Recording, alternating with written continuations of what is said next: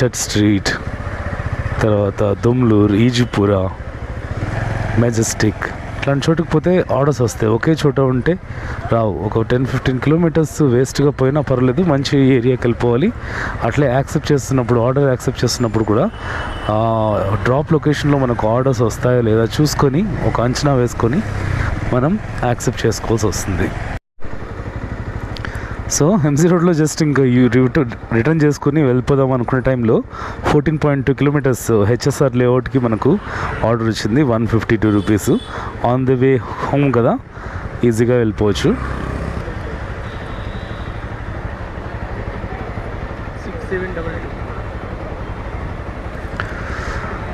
So కస్టమర్ని అయితే pickup చేసుకున్నాం.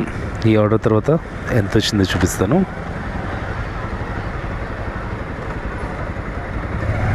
14 kilometers.